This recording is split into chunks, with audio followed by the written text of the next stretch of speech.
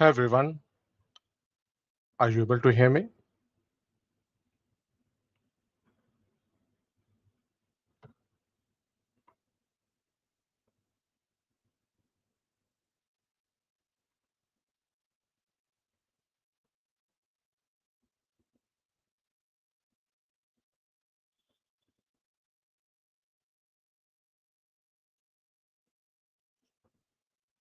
Hi everyone, are you able to hear me?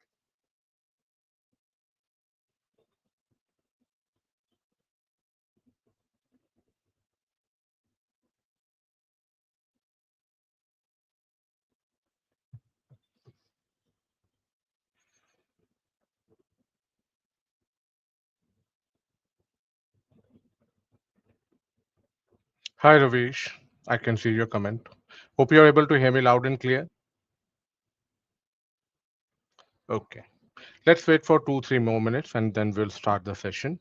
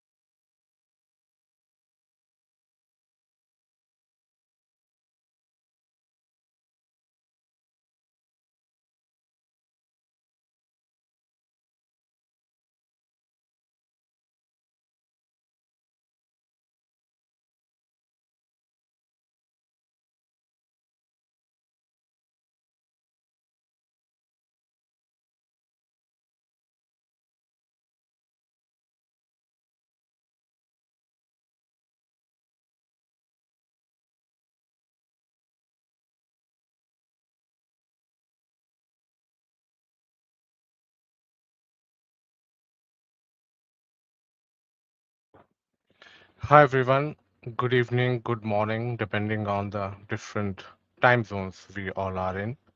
I welcome you all in my first LinkedIn live session. So I have decided to start a series on cryptography and I will be completed this series in 4 to 5 classes. So today is the first class of it, and it is more about the introduction because when we start studying something in life, it is not about we started writing letters and emails from the very beginning. We all start with learning ABC, then how to form sentences, and then writing letters and doing the things. So same concept here also. I'm starting with very, very basics of cryptography. So I will try to complete this series try to complete cryptography in 4 to 5 sessions, the live sessions. It will be of 1 hour each. So in the first session, I will cover basics of cryptography. In the second session, I will cover encryption part, that is symmetric, asymmetric, hybrid, TLS.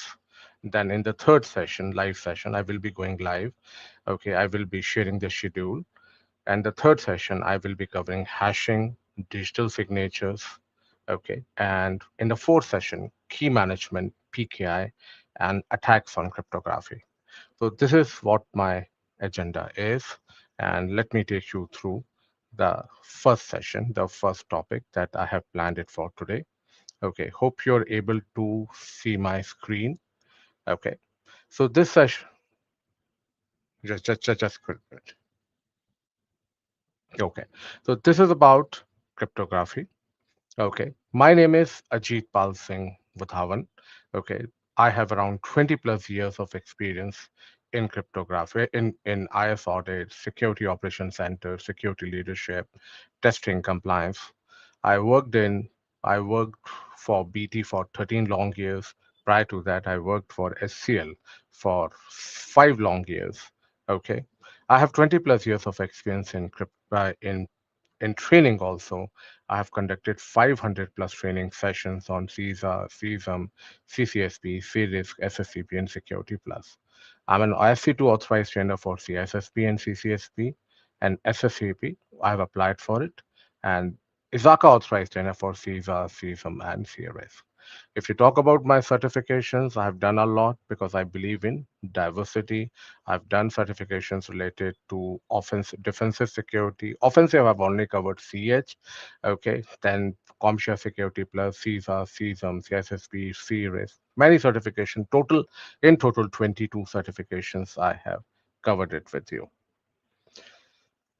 Yes, Rishabh. Later on, if time, I will be having a separate session on post-quantum cryptography because that is altogether a different topic. So that I will. Yes, it's good you have reminded me. You have raised a good point, and I would be having a separate session because first you need to understand the quantum computing, and then after that we will go for you know. Post-quantum cryptography. So first, let's focus on what is cryptography, basics of cryptography, and I will be having a separate session on quantum computing and along with that post-quantum cryptography also. Okay, so this is a very basic one, as I've already mentioned, because there are different kinds of audience. There are people who are working on it. For them, it would be very basic, but yes, you need to understand everything. So what is, so let's, just a minute. So cryptography is, just, just a minute. Just allow me a minute.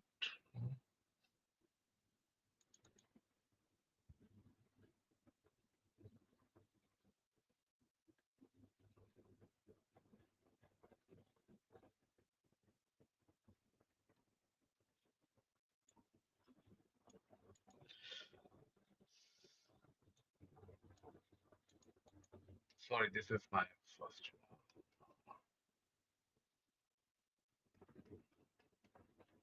Hmm. So let's start with the basics of cryptography. That what is cryptography? So before we go into cryptography, we need to understand why we need cryptography. So consider an example. Okay. Consider an example where Charles, are you not able to see the screen? Okay, I've put it on screen.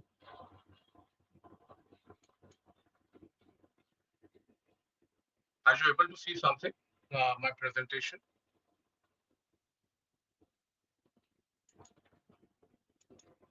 Yeah. No, I think there was a delay.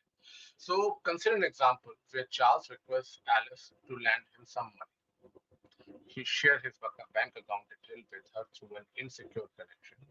An attacker intercepts the connection, retrieves the data, and modifies the because here the communication was going on in a clear text format. So hacker was not able to, means hacker was clearly able to see that what is a bank account detail, okay, what is money they are transferring. So he's able to get the bank account detail and even the money account number, everything. So what he did, he modifies the account detail and replace that with that of him, his account detail. Also, what he did, he also modified the money. Suppose he was transferring, he has requested $100. What he has done is, okay, okay. So what he has done is he has modified the money amount that he has requested from $100 to $1,000. So, what are the problems you faced here? Confidentiality. Hacker was able to see that exactly what you were sending or receiving. adverse integrity. Hacker was able to modify the account.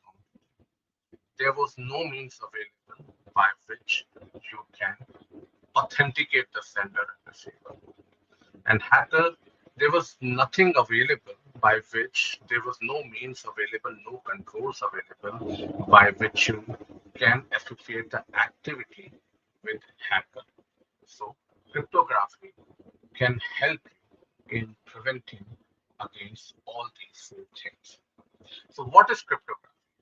Cryptography is a study of securing communication and data with algorithms to prevent exposure to unintended parties.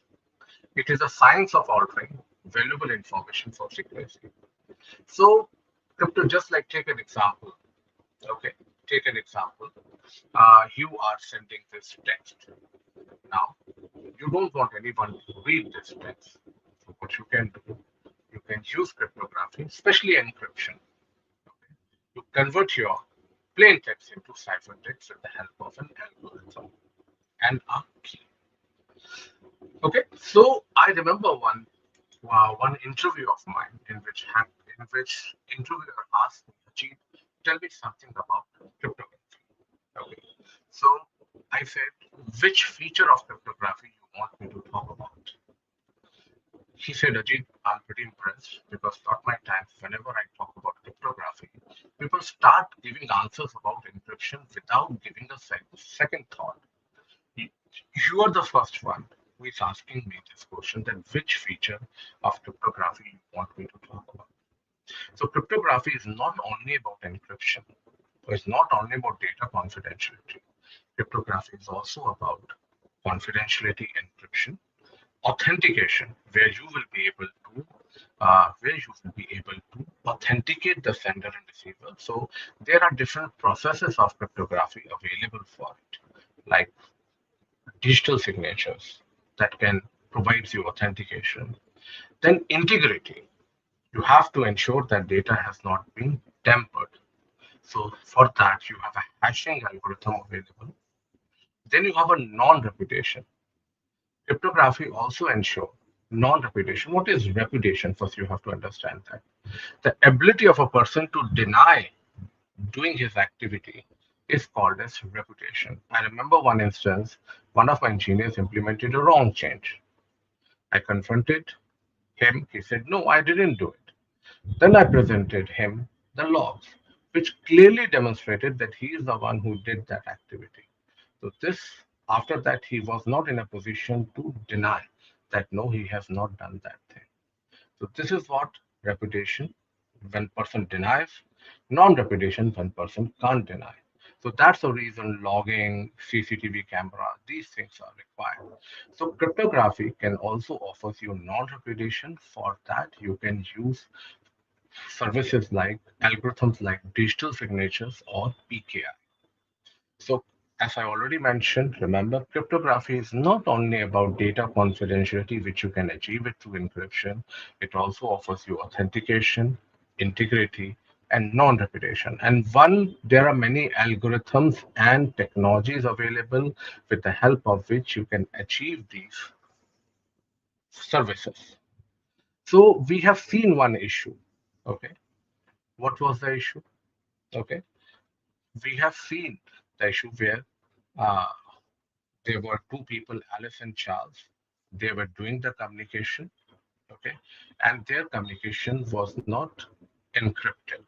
Okay, it was in a clear text format. I think there is a delay or lag. So what happened there? Okay, so now you can see in this image, both of them are doing the communication. Okay, but problem now here, the encryption is being done. So adversary is still here. He's still capturing the data, but he doesn't have a key, which means that it's just a gibberish of words for him. So he doesn't have a key. He won't be able to find out the account detail. He won't be able to modify it because he don't know the account detail. Then he won't be in a position to modify it. Okay. Then there are some basic definitions of cryptography which you should be aware of. Okay. One is cryptography. Okay. I think there is a lag here. So science of what is cryptography? Cryptography is science of secret writing that enables an entity to store and transmit data in a form that is available only to the intended people. Means how you are writing it, means the whole process of cryptography, how you are converting your plain text into ciphertext, that is we called as cryptography. Crypto system, how you implement that, because cryptography can only be will be implemented on hardware softwares. Like you have browser is converting your plain text into ciphertext, correct? When you go for TLS communication, so that is also a crypto system. You have a laptop which has full disk encryption in it, that is also a crypto system. Your VPN devices like firewall router, which is helping you in converting your systems, applications in which you have enabled the encryption, that is all crypto system. Anything which helps you in implementation of cryptography, encryption, decryption, hashing, PKI, it's all crypto system. What is cryptology? The study of both cryptography and crypto analysis.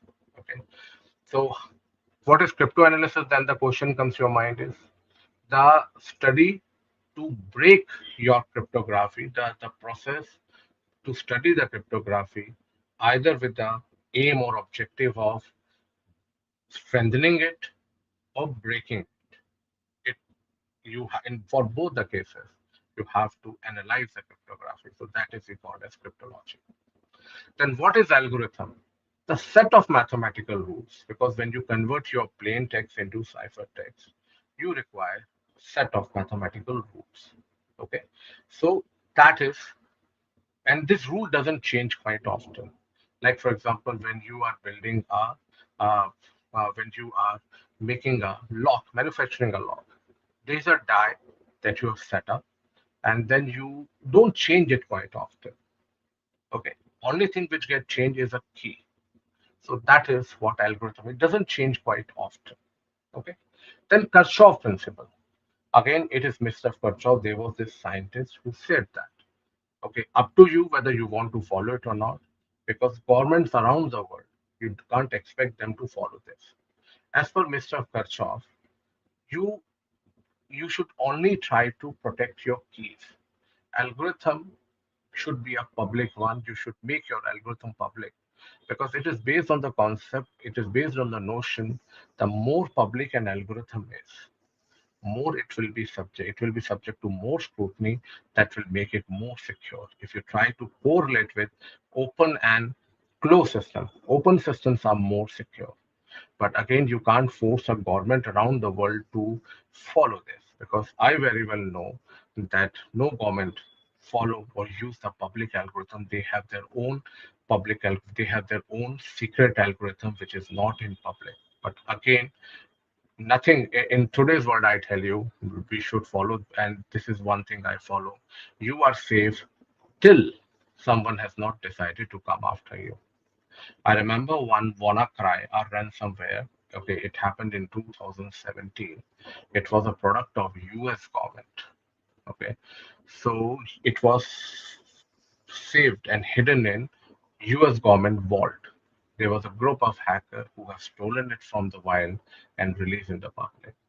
So although yes, government around the world they are using algorithms which are hidden, but again, if someone decided to come after you, then you know, not no one can save you. Even government around the world are not saved.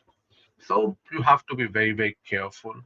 And security, I always follow one this principle that you are uh, uh, you are as strong as one weak link. So don't be that weak link in a security. So there are many things which makes a system, a crypto system, secure. Algorithms are required, and many other things. I will cover that with you. Now, what are the different, okay, cryptography around us? Okay, so first thing is WhatsApp. Okay, although yes, I can say that WhatsApp is secure because WhatsApp, there are two types of encryption which is being followed. Okay, one is end-to-end encryption, and second one is your uh, link encryption. In WhatsApp means in WhatsApp follow the end-to-end encryption. Okay, in end-to-end encryption, only your data is secured. Your other information like IP header, which is not at all secure. Okay, so which means that if someone captures your data, he will not be able to see what your data is, but he can easily see where your data is headed to. But again, it is to satisfy yourself because I have seen the cases we have not spoken a word. I've just communicated through WhatsApp, and the next moment I started getting ad on Facebook related to that. So that is a problem sometimes. Although yes, they say it that WhatsApp is following the end-to-end encryption. It's secure your data, but yes, but nothing is secure from the government itself. Okay. So next one is about e-banking. E-banking is very important. Cryptography is a backbone of e-banking. We use RSA 2048. Okay, online transactions, they're all encrypted. When you use ATMs, okay, when you use ATMs, you enter your key, PIN code. This PIN code is encrypted, okay, and before it is being sent to the server for verifications. Then you can also go for one-time password, the one-time password that you receive that is also encrypted. RSA 2048 AES, this is considered as one of the pillars of e-banking. But with quantum computing coming up within 2 to 3 years, I would say it's not very far away because the technology changes are happening very quickly. We were not able to cope up with Gen AI, and now you see agentic AI, which is advanced form of a AI, which can do the things without prompts. So countries like China, even India, US, they're pumping heavily into quantum computing. Quantum computing is based on the concept of qubit, okay, which is like present day cryptography. Present day systems are based on concepts of zeros and ones, okay, which is not able to realize the full potential. So that's the reason the another one which is coming up, qubit, quantum computing, which is based on the concept of PKI, or which is based on the concept of qubit. Qubit means it can be in a zeros and one can be in a superimposing states. So which makes it exponentially powerful.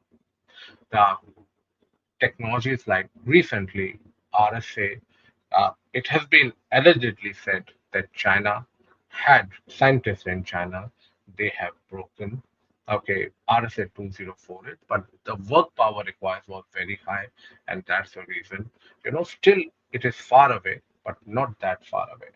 Okay, so we have to be like Bitcoins, okay, blockchain, which we are talking about, which is heavily using cryptography, can be easily broken using quantum computing within 2 to 3 years.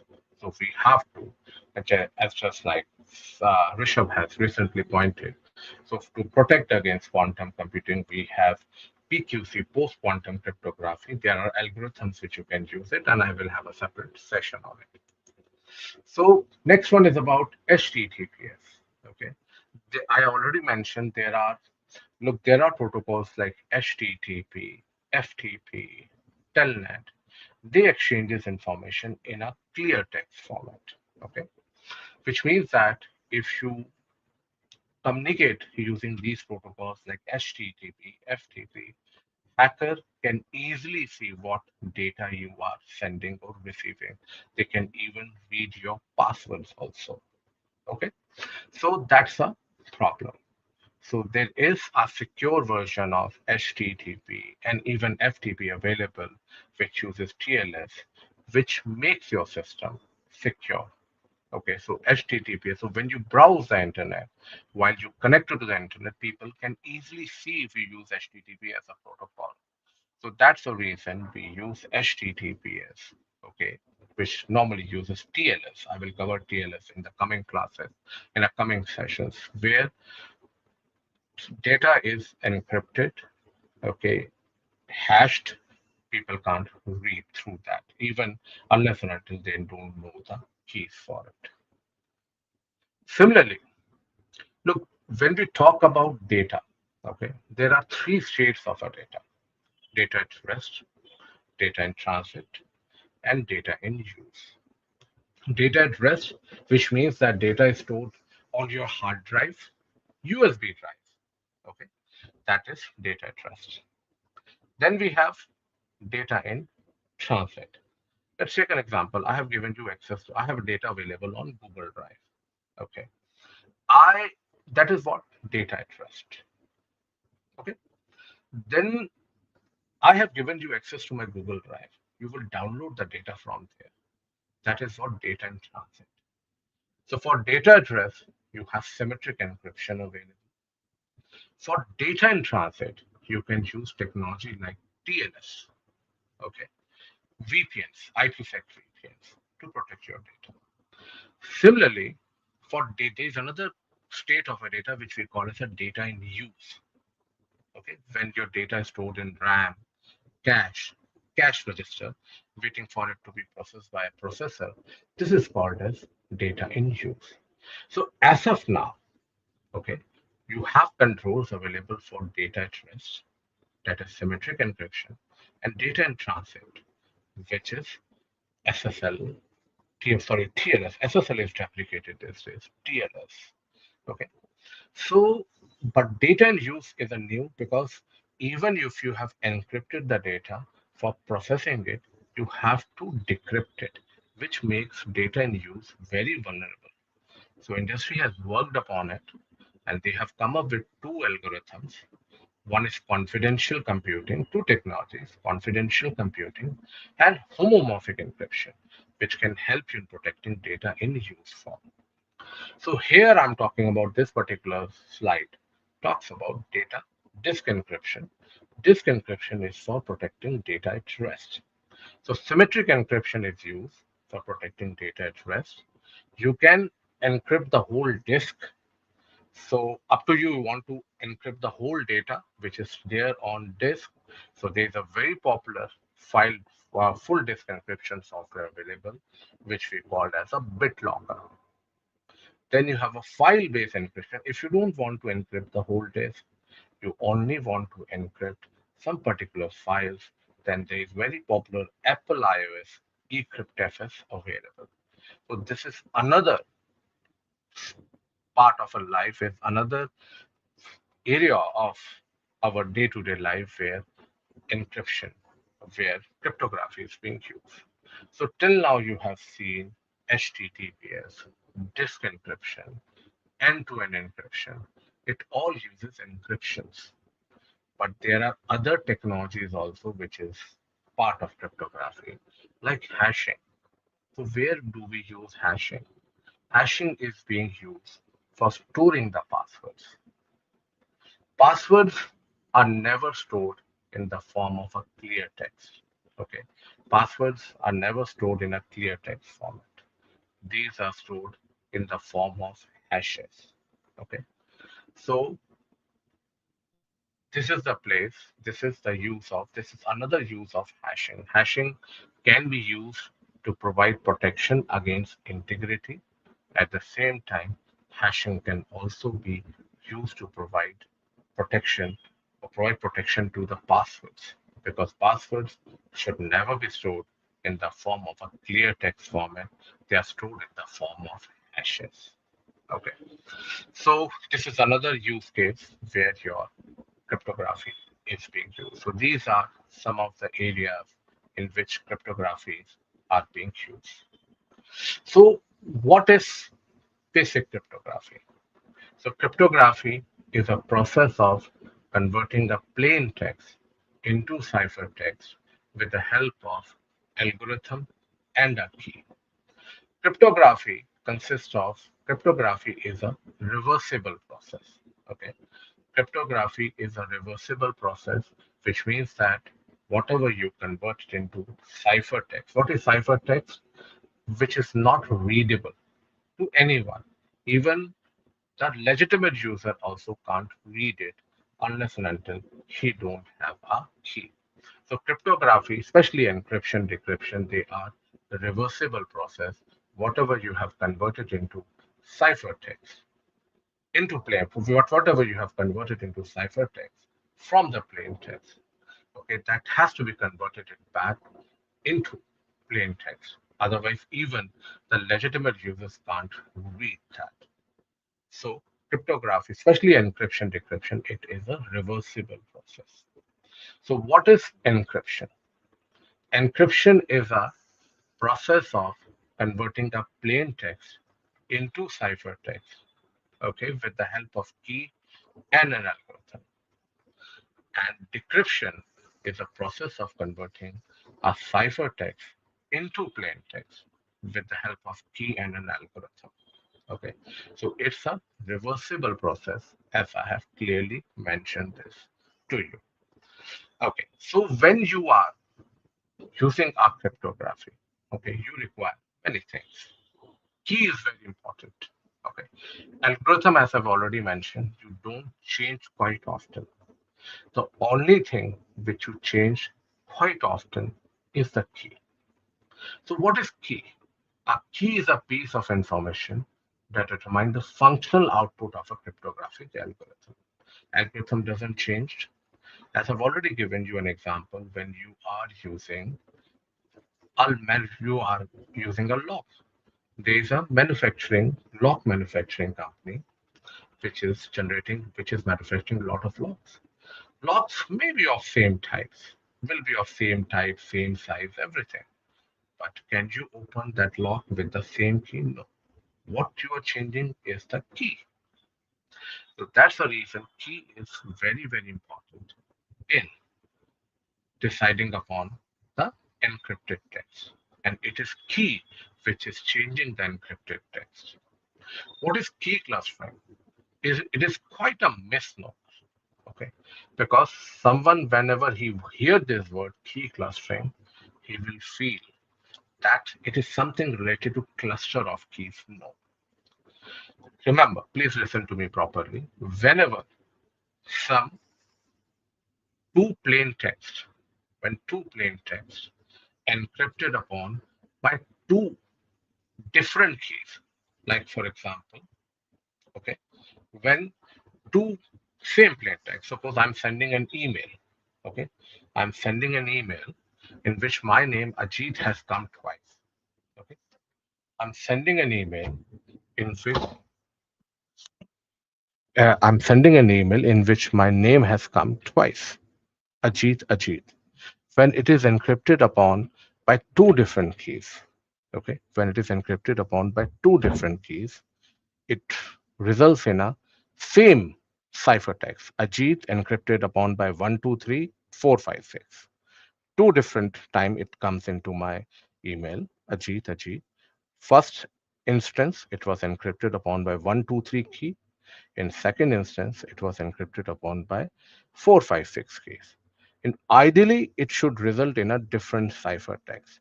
But if in both the instance, if it results in a same ciphertext, XYZ, this is called key clustering. Key clustering is not a desirable condition.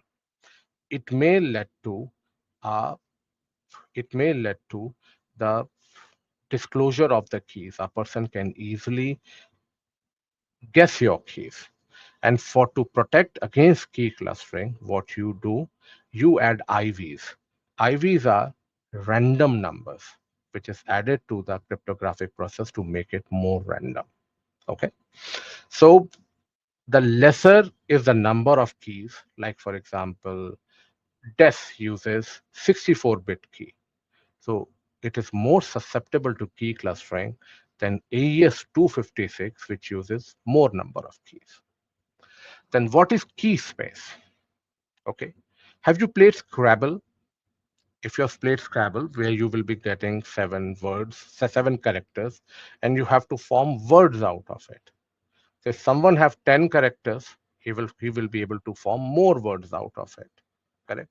So key space is that how many permutation combinations of keys are possible. It all depends on key space. For example, you have 5-bit key space. So total number of permutation combination of keys possible is 2 to the power n. That is 2 to the power 5, 32, which means that if you have 5-bit key space available, you have 32 different permutation combinations of keys are possible. The larger the key space, more randomness would be available.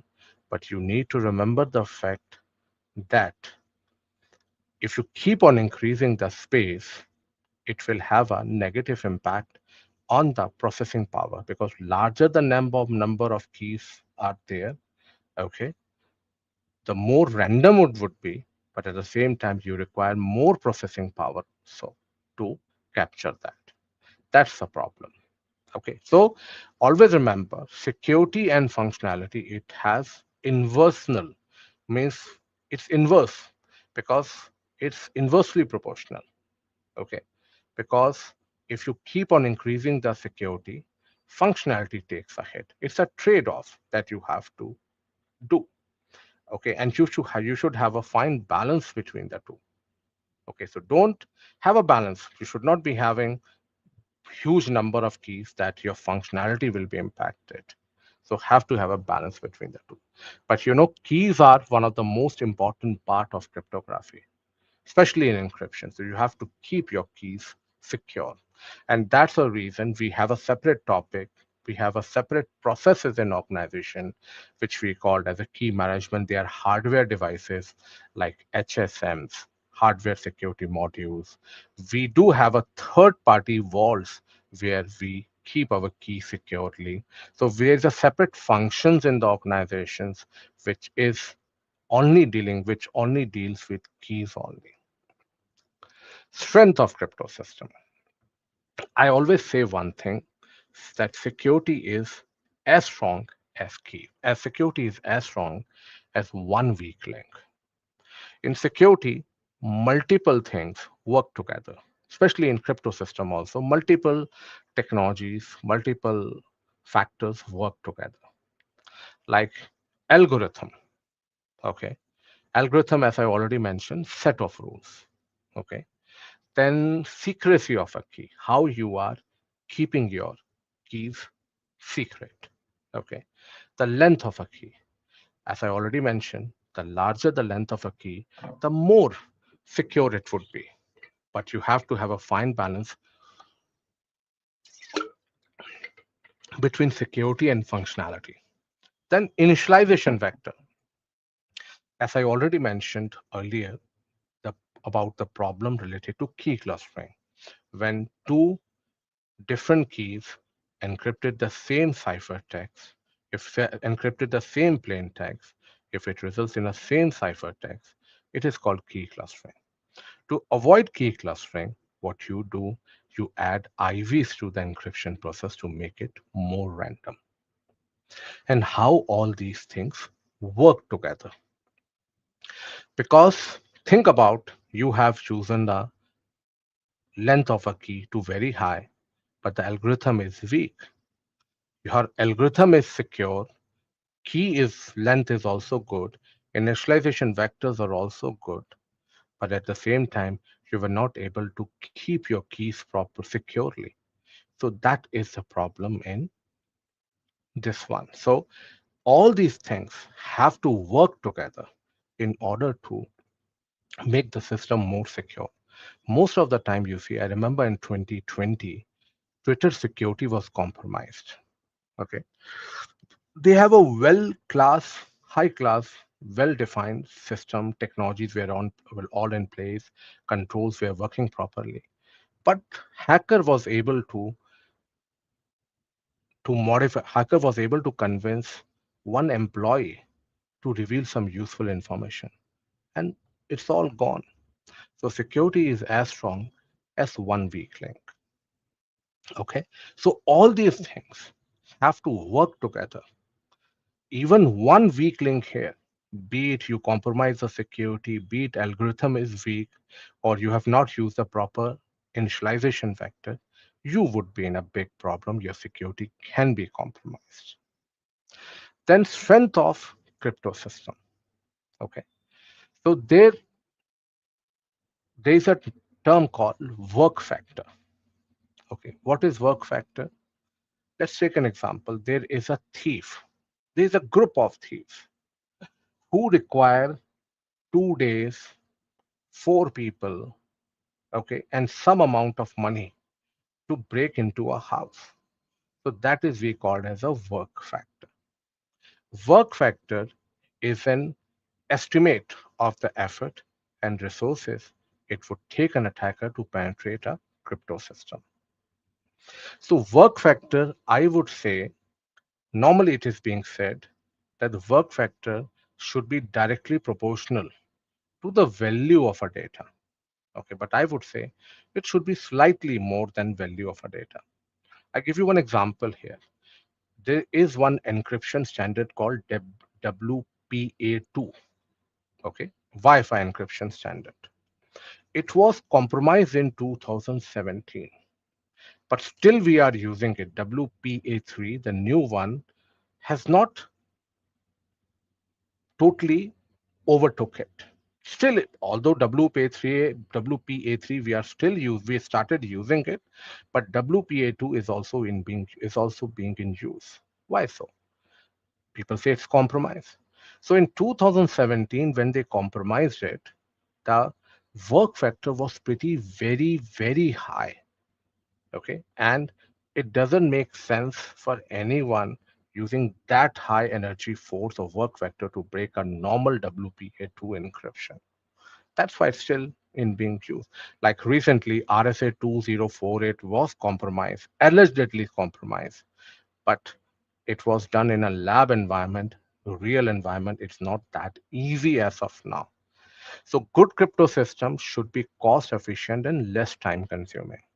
So there is an attack called brute force attack, which is used to break a crypto systems. Okay, where you try different permutation combinations of a key. So always remember, whenever you are setting up a crypto system elements, use an algorithm without flaws. Like these days, if you talk about encryption standards, DES, 3DES, it's obsolete. If you talk about hashing standard, MD5, even SHA-1 is not being used. Okay. Use a large key size, but again, I said, have a fine balance between security and functionality. You shouldn't be using a so large key size, very much large key size that it start impacting your security. Use all possible values within the key space as randomly as possible. Like you have been given 7 characters in a Scrabble and you are using 5 characters out of it. So you won't be doing a justice to it. So if you have 256-bit key, use all and protect the keys, which is very, very important. As I have already mentioned earlier, okay, crypto system, it offers you 4 services. Confidentiality, which you can achieve it through symmetric encryption. I will cover that later on in my next live sessions. Integrity, where someone is not able to tamper your data, you can achieve it through hashing. Authentication and non-repetition, you can achieve it through PKI and digital signatures. So cryptography is not only about encryption, it's not only about confidentiality, integrity, authentication, and non-repetition all matters a lot. So crypto system methods, I'm talking about here the traditional cryptography, which is symmetric cryptography comes under traditional cryptography. So I'm not going into symmetric cryptography alone. It is just a basic concepts I'm covering.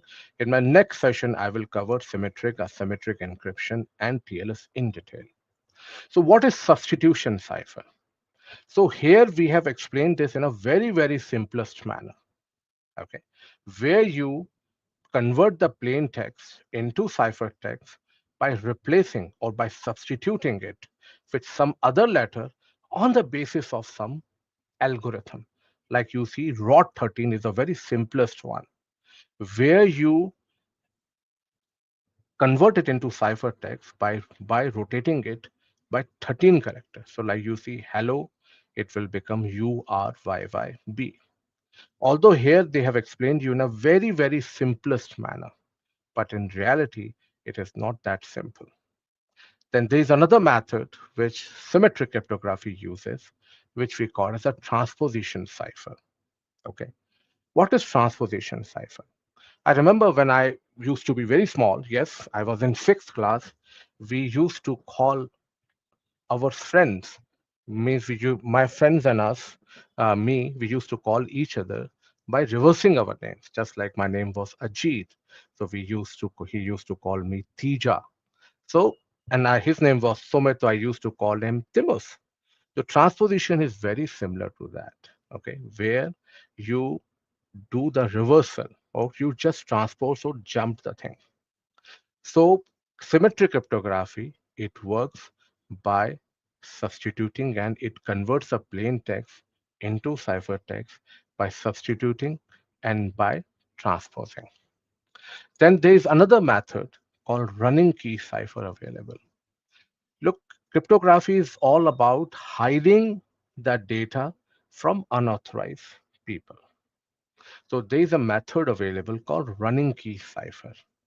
In running key cipher, you don't use electronic algorithms. Instead of electronic algorithm, you use the things in a real world around you. I watched one series called Last Ship. Okay. In that, what happened? The communication between the ship and the base station got compromised. So what they did, they started using a book. That book was available at the base station and the ship. And they started sending the page numbers and line numbers as a key. Okay. So that book shipping manual was a algorithm, and the page numbers and the lines and all that was the key. So unless and until person doesn't know the algorithm, how could he find out the key? So it could use a key that does not require an electronic algorithm and built alteration, but cleverly uses components in the real world around you. So for example, if you get a message from your super secret spy buddy like this 149, 16C7, 299, 13C7, 911, 15C8, a person who doesn't know anything, a person who doesn't know the algorithm, he will simply say, what the hell is this? Okay. But okay, but the other person, the person who knows the algorithm, like the book, the specific book, he can easily find it out that, okay, he will go to the first book, 49th page, 16th column, and he would be able to figure it out what is written for him. Then there is another method called concealment or null cipher. Okay. Here you hide words within the message. Here you hide your message within the message. Like, for example, there is a security analyst, okay, who is working in CIA or RAW. What he got? A message. The saying that time is right is not cow language, so is now a dead subject. Person will not be able to figure it out because it just seems like a gibberish of words. He will not be able to figure it out that what it is. It doesn't make any sense. But the person, the intended recipient, he knows that every third word of this message is a key. And he will pick up every third word and he will be able to figure it out that he will get the actual message. The right cow is dead. So this is another method of cryptography. Then we have steganography. Steganography is very commonly used. It is art of hiding the existence of a message within another digital medium. Okay, so if you're able to see this image, if you look into the eyes of Mona Lisa with the help of a lens, you see, if you look into the eyes, it's being zoomed in properly. So it is zeros and ones written over there. What they are doing, they are hiding message within the digital message. So this is we called as a steganography. It is not only used for, okay, it is not only because in every digital medium, like in every digital medium, like, video file, image file, it has some bits which we call as the least significant bits. Okay. So if you make changes into those least significant bits, it will not distort the quality of a picture. So hackers uses that. I watched one movie called Van Helsing. In the end, he got one picture. He reached a castle, he got one picture, and he was not able to see anything written with the help of naked eye. But with the help of lens, when he saw, there were letters and message embedded within it. So that is we call as a steganography. So this is another example of hiding message within the message. Then there are certain mathematical functions you should be aware of, like XOR function. XOR function is used in XOR function gives you true value when one of the value is false or true. Like if both the values are true or false, you will get a zero value. This is normally used in, now question comes to your mind is why we are using it, why we are learning this. XOR is being used into stream cipher, which is another part of, which is another type of your symmetric cryptography, which I will cover in my another live session. Then we have a mod function. Modulo function, this is normally used in asymmetric cryptography. This is simply a leftover value after the division operation is being performed. So these are all you need. It is just for your knowledge and information. You don't need to go into details of it. It's just you need to know how these things are building blocks of your cryptography. Then you have initialization vector. These are random values, as I've already mentioned about the key clustering. These are random values, okay, in a key clustering, two plain text encrypted upon with two different cipher, two different keys result in a same cipher text. This is called key clustering. It is not at all a good condition. Okay, it's a security vulnerability. Okay, the lesser the key size is being used, the more vulnerable it is to key clustering issue. So that's the reason we use initialization vector, the random number which is being added to the encryption process to make it more random. So these are some of the basics of cryptography. Okay. In my in my next session, okay, I would be covering symmetric system, asymmetric cryptography. So this is a complete series, as I already mentioned. This is a very basic one I have covered with you. That one should know about the basics of cryptography. In the coming sessions, like in my next session, we will cover symmetric, how it is being used practically, asymmetric cryptography, TLS, okay, hybrid, and then after that, hashing and digital signatures I will cover. So that is all about today's session. Any questions you want to ask or any career related. So this topic that I'm covering, it will be helpful for any C related certification like CISA, CSAM, CSSP, CompTIA Security Plus. I will be covering it all with you. So any questions for you, for me, you can feel free to ask it. You can ask it not only related to cryptography, you can also ask it related to career and any other thing which you want to ask.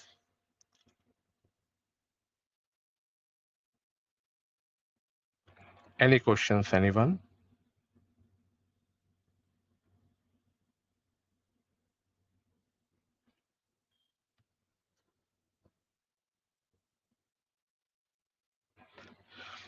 Because I can see your questions on the screen. Rishabh, I have already answered it. What about others? Any questions, anyone? You can ask me anything related to career also, anything, whichever you.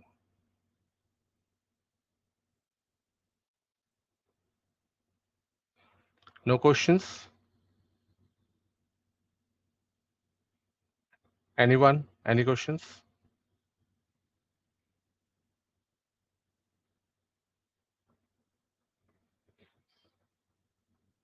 Okay, then. Thank you very much. Thank you for your time, mates. So in a further sessions, I would be covering in the next session, it would be after a week because I have another next week I would be busy. So I will be sharing the agenda and the details of my next session with you very soon. Thank you, Khurshid. So in the next sessions, I know as I already mentioned, this is a very basic one. So in the next sessions, we will be going into more details of the cryptographic concepts. So thank you very much. Thanks for joining. Okay, see you next time.